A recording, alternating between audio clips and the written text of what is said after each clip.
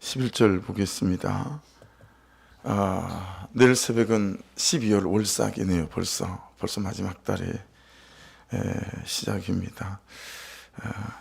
그리스도께서는 장래 좋은 일에 대제사장으로 오사 손으로 짓지 아니한 것 곧 이 창조에 속하지 아니한 더 크고 온전한 장막으로 말미암아 여러분, 믿음은 전제가 분명하지 못하면 삶의 현실에서 이런저런 사건, 사고 생기고 그때 감정의 어려움들이 오고 그러면 우리 믿음이 맥을 못 추고 흔들리는 것을 자주 경험하죠. 그래서 믿음의 전제가 분명하고 확신한 거, 이게 이제 굉장히 중요한 것 같아요. 하나님은 계신다. 하나님은 살아계신다. 살아계신 그 하나님이 내 삶 중에 역사하신다. 살아계시고 내 삶 중에 역사하시는 그 하나님이 나를 사랑하신다. 살아계시고 내 삶 중에 역사하시는 그 하나님이 나를 사랑하시고 그리고 나에게 계획을 갖고 계신다. 이게 여러분 우리의 믿음의 전제 아니겠습니까? 이것이 말씀이 나에 대하여 말씀하시는 것이고 우리의 믿음의 전제다라고 하는 거죠. 이 믿음의 전제가 흔들리게 되어지게 되면 우리가 맥을 못 쳐요. 삶의 사건들이 오고 감정의 어려움들이 오고 또 실패하고 좌절하고 낙심하는 어떤 현실적인 문제가 생길 때마다 믿음의 맥을 못 쳐오는 거죠. 그러니까 여러분, 이게 사소한 일들 가운데 잘 있지 않습니까? 아무것도 아닌 것 같지만 지난주에는 11명으로 시작했던 기도, 수요일 날에는 15명, 16명 모여서 막 중부기도 그것도 3시간씩이나. 근데 월요일 날에는 이게 완전 반동가리가 났어요. 어제는 4명이서 기도했어요. 4명이서. 근데 여러분, 이런 일들이 생기게 되면 우리가 믿음이 흔들릴 수 있잖아요. 근데 말씀해 주시는 정확한 약속들이 있거든요. 말씀에 행하시는 정확한 약속들이 있는 거예요. 그러니 오히려 여러분 숫자와 관계없이 삶의 이러저러한 높고 낮음에 관계없이 그 믿음의 전제를 무엇을 붙잡고 있는가에 따라서 오히려 여러분 그 공간과 그 시간들을 하나님의 선하신 은혜들이 메꾸는 것들을 경험해가며 승리하고 또 능력 가운데 이 믿음의 걸음을 잘 걸어갈 수 있다라고 하는 거죠. 이사야 49장에 보면 이사야 49장은 이사야는 종의 노래라는 게 있어요. 이게 두 번째 종의 노래인데 14절로 16절인데요. 제가 청년 집회, 청소년 집회 가면 두 번째 아니면 세 번째 꼭 이 본문으로 말씀을 전하는 그런 대목이기도 하거든요. 오직 시온이 이르기를 여호와께서 나를 버리시며 주께서 나를 잊으셨다 하였거니와 많은 사람들이 인다라는 거예요. 이스라엘도 그랬다라는 거죠. 삶에 이런저런 문제가 생기고 곤감이 생기고 낙심할일이 생길 때마다 야, 하나님께서 나를 버리셨다. 하나님께서 나를 잊어버리셨구나. 이런 데라는 거예요. 근데 여러분 15절에 여인이 어찌 그 젖먹는 자식을 잊겠으며 자기 태에서 난 아들을 긍휼히 여기지 않겠느냐. 여러분들이 여러분의 자녀에 대해서 생각하는 마음하고 똑같은 마음이죠. 그들은 혹시 잊을지 몰라도 나는 너를 잊지 아니할 것이라. 그리고 16절, 제가 청년 때 이 말씀으로 저를 한참 지탱하게 만들었던 말씀이거든요. 내가 너를 내 손바닥에다 새겼고 너의 성벽이 항상 내 앞에 있나니. 이게 제 믿음의 전제예요. 제 청년회 때 제 믿음의 전제였었습니다. 내가 하나님께서 저를 하나님의 손바닥에 새겼다라는 거예요. 여러분들을 하나님께서 하나님의 손바닥에 새겼다라고 하는 것입니다. 여러분, 우리가 갑자기 손바닥에다가 무엇을 쓸 때는 어떨 때이죠? 되게 급할 때이죠. 그렇죠? 또는 중요할 때이잖아요. 그렇죠? 여러분, 하나님은 나보다 나에 대하여, 내 인생에 대하여 더 급하세요. 나보다 더 하나님 그분에게 내가 중요하고 귀하다라고 하는 거예요. 그래서 나를 하나님 당신의 손바닥에다 나를 새기셨다라고 하는 거죠. 어떤 거예요? 자주 보겠다라는 거예요. 언제든지 보겠다라는 그런 뜻을 갖고 있죠. 그래서 영어 성경 앰플리파이드 성경에는 이걸 정말 잘 번역해서 해석해서 그렇게 실어놨어요. 여러분, 지금 말씀은 우리를 하나님의 손바닥에 지워지는 볼펜으로 쓴 것이 아니고 새겼다라는 거예요. 문신처럼 새겼다. 앰플리파이드는 그렇게 번역해놨어요. 문신처럼 너를 새겼다. 영원히 지워지지 않도록. 자, 여러분, 하나님은 하나님의 손바닥 위에 여러분과 저를 무엇으로 새겼을까요? 이게 이제 핵심이에요. 그게 뭐냐면 십자가로 새겼다라고 하는 거죠. 내 아들이 죽는 십자가 사건으로 새겼다라고 하는 거죠. 그러니 영원히 잊을 수 없는 거예요. 절대로 놓지 않겠다라고 하는 거예요. 아들을 잃고 저 가평 어디에, 가평까지 못 갔고 양평 어디에 그냥 그 강가에다 뿌렸어요. 그래서 아내랑 몇 시 따라왔다가 저만쯤에 세워놓고 나 혼자 이제 걸어가서 거기다가 이렇게 뿌렸죠. 그리고 아내는 한 번도 간 적이 없지만 저는 여러 번 그 장소를 다시 갔었어요. 저한테는 첫 아들이 되게 특별했거든요. 중학교 졸업하는 날에 가출을 해서 혼자서 살았었기 때문에 철가방을 들면서 울었던 세월이 있고, 그랬기 때문에 제가 가족이 생겼을 때, 그리고 제 아들이 생길 때는 정말 마음이 좀 특별했었어요. 그러니까 그 아들이 죽었고 그 아들을 뿌린 장소니까요. 여러분, 그 장소를 여러 번 가게 되더라고요. 근데 어느 날 그냥 이제 가기를 제가 멈춰섰죠. 네. 우리 성도 중에 백혈병 암으로 딸이 죽고 났을 때 걔는 이제 수목장을 했어요. 근데 심학산에 됐거든요. 근데 그 부모들이 몰라요. 세워놓고 저 혼자 올라가서 그 나무 밑에 제가 혼자서 수목장을 했어요. 그러니 거기도 저만 알겠죠. 그러니 심학산 근처에 가면 항상 거기가 기억이 나요.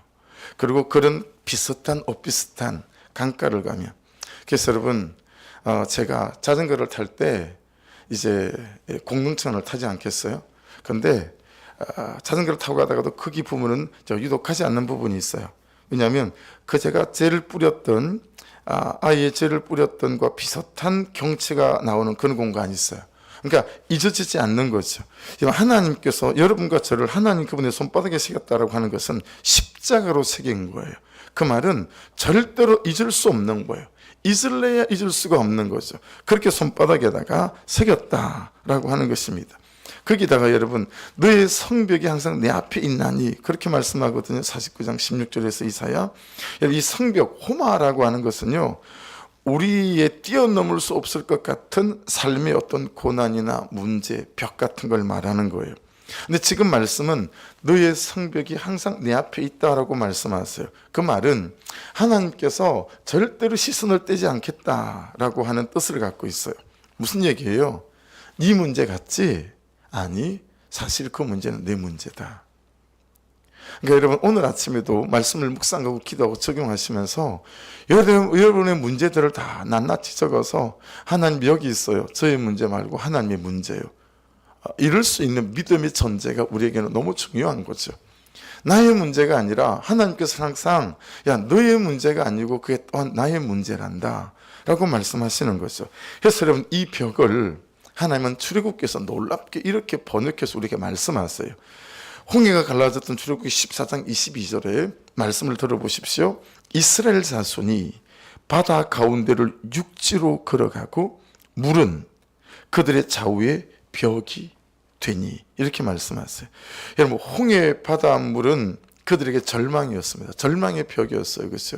건널 수가 없는 거죠. 이 물에 빠져 죽거나 지금 뒤에서 달려오는 애국 병사들의 창과 칼에 죽거나 도망갈 데도 없고 도망갈 수도 없게 만든 것이 이 물이라고 하는 절망의 벽이었어요. 그런데 여러분, 그 벽을 하나님께서 어떻게 만드시죠? 물은 그들의 좌우 벽이 되니, 이렇게 말씀하세요. 그 물을 좌우의 벽이 되게 하셔서, 그렇죠? 벽을 벽이 되게 하셔서 그들을 건널 수 없게 했던 절망의 홍해물을 막아 세우고 그들을 홍해를 건너게 만드셨다라고 하는 것입니다.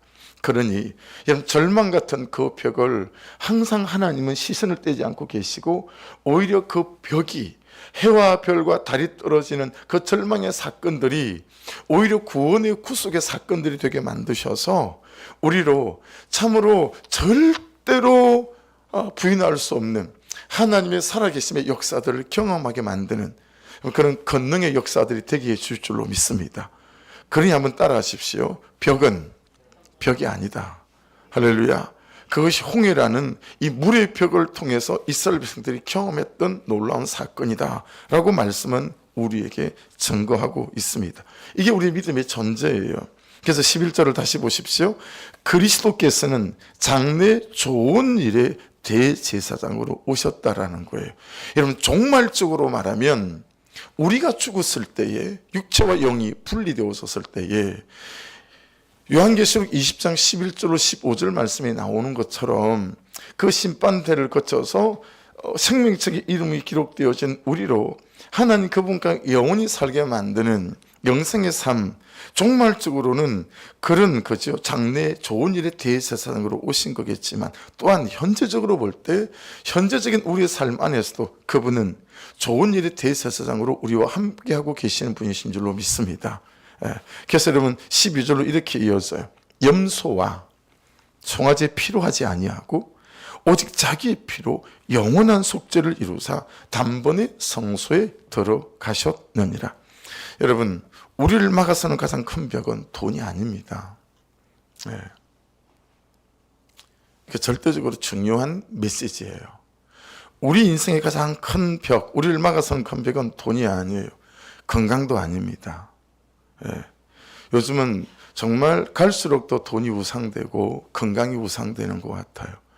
그리고 자녀가 우상되어지는 것 같아요. 자녀 그러면 껌뻑 죽어요, 그죠? 그런데 여러분, 제가 50 넘어서 우리 애들이 뭐 몇 살 안 되고 제가 몇 살 안 되는데도 알겠던데요. 야, 자녀 이거 뭐 별거 없다. 이거 뭐 키워봐야 평생 뭐 뒷바라지 하다가 늙어 죽겠구나. 뭐 이런 거 그냥 실감되던데요. 여러분, 우리를 막아서는 가장 큰 벽은요, 죄입니다. 죄. 이게 우리를 막아서는 가장 큰 벽이에요. 오늘 지금 여기 나의 현재를, 나의 실제를 망치는 것도 죄고, 나의 내일과 모레 영혼을 망치는 것도 죄다. 이게 성경이 말씀하시는 메시지 아니겠어요? 아버지의 세월을 망치는 것도 죄고, 아들의 세월을 망치는 것도 죄입니다. 나를 망치는 것도 죄고, 내 가정을 망치는 것도 죄입니다. 문제는 이 죄를 이 세상에 아무것도 이기게 할 수 없다라는 거예요. 이 죄를 이기게 할 게 세상에 없습니다. 불치병은 암이 아니라 죄입니다. 죄를 고치는 의사도 없고, 죄를 고치는 약도 없고, 죄를 고치는 병원도 없습니다. 그래서 여러분, 로마서 6장 23절에는 죄의 싹은 사망이다, 그렇게 말씀하세요. 죄의 싹은 사망밖에 없는 거예요. 죄의 결론과 열매는 사망밖에 없다 라고 하는 거죠. 그랬던 우리를, 그러고 살아가는 지금의 나를 12절을 그렇게 다시 연결해서 보십시오. 염소와 송아지의 피로 하지 아니하고 오직 예수 그리스도의 자기의 피로, 십자가의 보혈로 영원한 속죄를 이루사. 여러분, 30%, 50%, 80%, 99%를 이룬 게 아니고 영원한 속죄, 완전한 속죄를 이루셨다는 것이죠. 그리고 단번에 성소에 우리 주님이 들어가셨고, 우리 또한 그 예수 그리스도를 믿음으로 그 피로 말미암아 단번에 성소에 들어가는 은혜를 우리에게, 자격을 우리에게, 실력을 우리에게 주신 줄로 믿습니다. 그래서 여러분, 사도행전 2장 24절에는요 하나님께서 그를 사망의 고통에서 풀어 살리셨으니 이는 그가 사망에 매여 있을 수 없었음이라. 여러분, 현재적으로 이 말씀을 가져와 보십시다. 우리의 구원은 죽어서 구원도 있으나 현재의 구원, 그래서 영생은 죽어서부터 시작되어지는 것이 아니라 지금 현재라고는 여기서부터 우리의 영혼이 시작되는 시간, 타이밍이니까요. 사랑하는 여러분, 우리는 사망에 매여 있을 수 없는 줄로 믿습니다. 우리는 이 죄가 주는 사망, 이 현실이 주는 사망에 절대로 매여 있을 수 없는, 할렐루야, 구원의 백성인 줄로 믿습니다. 그래서 여러분, 우리가 너무 잘 아는 요한복음 5장 24절 말씀은 이렇게 우리에게 이 말씀을 선포합니다. 내가 진실로, 이건 예수님이 말씀을 강조하실 때는 강조용법이에요. 내가 진실로 절대로 잊으면 안 된다니네. 너에게 이르노니 내 말을 듣고 나를 보내신 이를 믿는 자는 영생을 얻었고 심판에 이르지 아니하니 사망에서 생명으로 옮겼느니라. 지금 여기서부터. 할렐루야. 그러니 여러분, 이런저런 사망에 묶여있지 않기를 주의 이름으로 선포합니다. 복음은 투익 나옵니다. 지금 나에게 무슨 일이 일어나게 만드는 것이 복음입니다. 그래서 여러분 13절을 보십시오. 염소와 항소의 피와 및 암송아지의 죄를 부정한 자에게 뿌려 그 육체를 정결하게 하여 거룩하게 하거든. 이런 말씀을 따라 하나님 앞에 드렸던 5가지 제사를 통해서 짐승의 피도 우리의 죄를 정결하게 했었고 거룩하게 했다라고 하는 거예요. 그렇죠? 예. 하물며 14절 보세요. 하물며 영원하신 성령으로 말미암아 흠없는 자기를 하나님께 드린 예수 그리스도의 피가 어찌 너의 양심을 죽은 행실에서 깨끗하게 하고 살아계신 하나님을 섬기게 하지 못하겠느냐. 그렇게 말씀하세요. 네. 여러분 어떤 시험 가운데 들어있는지 모르겠으나 또 어떤 시험에 자주 들어가시는지 제가 잘은 알지 못하겠으나 여러분 그리스도의 피는 우리의 양심을 또 우리의 죽은 행실에서 순간마다 날마다 깨끗하게 하시고 또 살아계신 그 하나님과 교제하며 그분이 주시는 평강 가운데 우리를 살아가게 하시는 권세와 능력이 있는 줄로 믿습니다. 예. 너의 양심도 너의 죽은 행실도 깨끗하게 하실 수 있다. 그렇게 말씀하십니다. 자, 양심은 신의 되시스라는 겁니다. 양심은 의식, 가치관, 세계관, 사고방식, 그리고 성실함의 태도가 있기 전에 성실하게 살아야 되겠다라는 마음까지, 이게 양심, 신의 되시스라는 단어가 갖고 있는 뜻이에요. 그 다음에 죽은, 네크로스라는 단어 있죠. 죽은 자, 이미 죽어버려서 시체가 된 자, 이게 네크로스, 죽은 뜻입니다. 행실, 에르곤, 어떤 행위를 말하는 것이고 어떤 태도를 말하는 것이고 살아온 방식이나 중독, 이렇게 살게 만드는 어떤 게으름, 이런 것들을 다 포함하는 것이 에르곤, 이 행실의 뜻입니다. 그러니 여러분, 너의 양심도 너의 죽은 행실도 예수 그리스도의 보혈은 다 깨끗하게 하실 수 있다라고 하는 것이니 여러분 전 존재적으로, 그렇죠? 우리의 전 존재, 우리의 전 삶, 이걸 통째로다가 그분께서는 깨끗하게 할 수 있다라는 거죠. 전 이 말씀이 오늘 새벽에 또 막 힘이 나더라고요. 그러면서 말씀을 정리해 놓고 또 샤워하면서 그냥 샤워할 때마다 하는 짓이긴 하지만 하나님 이게 보혈입니다. 보혈입니다. 그리고 막 머리에 여러분 머리를 감으면서는 하나님 보혈입니다. 내 생각, 내 의식 다 깨끗하게 해주십시오. 내 눈을 깨끗하게 막 그 짓을 샤워할 때마다 하는 거예요. 예. 여러분 나의 어떤 이렇게 살게 만드는 게으름이든 내 몸에 익숙해 있는 어떤 것이든 우리 예수 그리스도의 보혈은 정결케 하시고 깨끗하게 하실 수 있는 줄로 믿습니다. 이런 것들이 하나하나 우리 다 믿음의 전제예요. 이것을 우리가 믿는 거죠. 살아계신 하나님을 섬기게 하지 못하겠느냐. 여러분 일단은 우리가요 정말 살아계신 하나님이 잘 안 돼요. 내가 믿는 하나님은 죽은 하나님일 때가 너무 많은 거예요. 성도들을 신방하고 만날 때 와, 이분한테는 하나님이 죽은 하나님이구나 이렇게 느낄 때가 너무 많아요. 성경책에만 계신 하나님이고 내 하나님이 아닌 거예요. 다윗의 하나님은 인정하겠는데, 목사님의 하나님은 인정하겠는데 내 하나님은 아닌 거예요. 내 하나님은 아닌 거예요. 여러분 보세요. 정말 여러분 10,000명의 성도가 10,000가지의 문제로 다 10,000명의 각기 자기 인생의 문제가 달라요.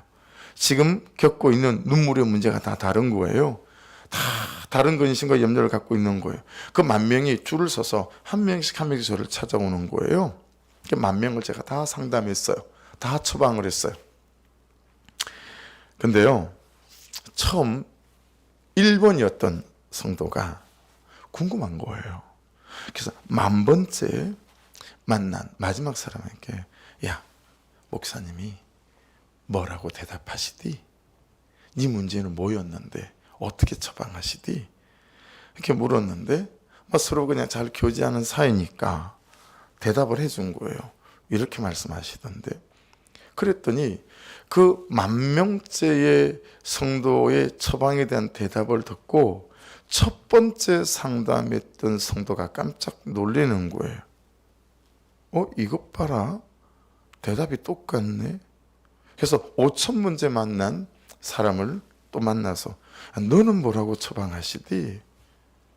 그 대답을 듣고 더 놀라는 거죠. 똑같은 거예요. 그리고 여러분, 이 사람이 100번째, 200번째, 500번째 사람을 20명, 30명을 자꾸 만나가면서 그 처방의 대답을 물었더니 한결같이 대답이 똑같은 거예요. 10,000명의 문제를 가지고 왔는데 목사님이 10,000명을 만나면서 다 동일한 처방을 한 거예요. 여러분, 그 동일한 처방이 뭐겠어요? 이 처방은 제게 하는 처방이거든요. 여러분, 목회하며 이런저런 문제가 얼마나 많겠어요. 그렇죠? 이런저런 제가 공부해 줄 때가 얼마나 많겠어요. 여러분, 목사인 제가 낙심이 되고 절망이 되는 사건들이 한두 개겠어요. 하루를 지나가도 10개를 20개를 만날 때도 있어요. 그냥 맥이 탁 풀려요. 그냥 안 하고 싶다. 그냥 내려놓고 싶다. 내가 뭐 하려고 이 짓을 하고 있는지 모르겠다. 여러분, 목사는 그런 때가 없겠어요? 근데 그때마다 문제는 다 다른데 제게 처방하는 한 가지 처방이 있어요. 그게 뭔지 아세요? 하나님은 살아계신다라는 거예요. 그래서 이 장소에 앉아서 10분씩 20분씩 내 마음에 은혜가 차올라서 은혜가 이 문제를 탁 뛰어넘어 내가 이 벽을 뛰어넘을 때까지 제가 선포하는 게 하나님은 살아계십니다. 이 고백이에요. 여러분, 전 이 처방보다 저 자신에 대하여 좋은 처방을 만나본 적이 없습니다. 하나님은 살아계십니다. 하나님은 살아계십니다. 하나님은 살아계십니다. 여러분, 한 10분 하면요, 전 안 울 사람이 없을 것 같은데요. 제가 해보니까 그렇더라고요. 너무너무 힘들고 절망적인데도 여러분, 하나님은 살아계십니다 10분 선포하고 15분을 선포하면 울컥해져요. 맞습니다, 하나님. 그래서 지금과 현실은 절망적인 것처럼 보이나 하나님은 살아계시니 이것 또한 하나님의 구속 안에서 하나님의 구속사로 이루어가는 아버지, 저희 약재료가 되어질 줄로 믿습니다 라고 선포해 갈 때 여러분, 참 절망이 소망이 되고요, 그의 죄만 보였던 것이 나의 죄가 보이기 시작하고요, 그러니 내 죄를 보고 가는 것이 진짜 정답이고 살아계신 하나님만 쳐다보고 가는 게 진짜 인생의 정답이 될 때가 전부더라 라고 하는 것이죠. 여러분, 10,000가지 문제처럼 느껴지나 살아계신 그 하나님이 10,000가지 문제에 대한 대답이 된다라는 것입니다. 하나님은 살아계십니다. 마음이 믿어질 때까지, 그렇죠? 그것이 내 사실이 되고 실제가 될 때까지 하나님이 살아계신다. 그것을 하루에 1시간이든 2시간이든 30분이든 선포해 보라라고 하는 것입니다. 그것이 힘해지면 여러분, 다시 아무것도 하지 말고 그냥 예배당에 앉아서 그거 선포해 보라는 거예요. 그때 여러분 15절이 돼요. 15절 보십시오. 이로 말미암아, 그것이 되면 이로 말미암아 그는 새 언약의 중보자시니 이는 첫 언약 때의 범한 죄에서 속량하려고 죽어사. 말씀을 줬는데 첫 언약, 옛 언약, 그렇죠? 그 말씀대로 안 사는 거예요. 그래서 그 범한 죄에서 이제 자빠지게 생겼어요. 그게 속량하려고 예수께서 오셔서 죽으셨어요. 부르심을 입은 자로 하여금, 여러분과 제가 전부 다 부르심을 입은 택한 자들 아닙니까? 택자들입니다. 그렇죠? 영원한 기업의 약속을 얻게 하려 하심이라. 할렐루야. 그렇게 우리를 영원한 기업의 약속을 얻게 만드시기 위해서 예수 그리스도가 죽으셨고 그분의 보혈은 지금도 여전히 내 10,000가지 문제 가운데 여러분 유효한 은혜의 대답이 되고 증거가 되는 줄로 믿습니다. 그래서 22절 마지막으로 같이 읽겠습니다. 시작. 율법을 따라 그의 모든 물건이 피로써 정결하게 되나니 피 흘림이 없은즉 사함이 없느니라. 여러분, 이 말은 예수 그리스도의 피 흘림이 있은즉 모든 것이 사여졌다라고 우리가 믿어 적용할 수 있겠죠. 무슨 말입니까? 여러분, 예수의 피를 믿는 자들에게 이제 더 이상 죄는 힘을 쓸 수 없다. 죄가 막아설 수 있는 것이 없다라고 하는 것이 되겠죠. 우리의 육체적 사망, 그렇죠? 부활의 소망으로 죄가 아무것도 할 수 없게 되어졌죠. 그리고 두 번째 심판, 요한계시록 20장 11절 이하에 나오는 그 심판에서 둘째 사망, 지옥불에 떨어지는 모든 둘째 사망도, 그렇죠? 죄는 아무것도 할 수 없는 그런 일들이 되어졌습니다. 그래서 여러분, 오늘 제 기도 제목은 예수의 피가 다 했다, 예수의 피가 다 해놓으셨다 라고 기도 제목을 잡았습니다. 여러분, 예수 그리스도의 피가 다 해놓으셨습니다. 이것이 우리의 믿음의 전제가 되어서야 됩니다.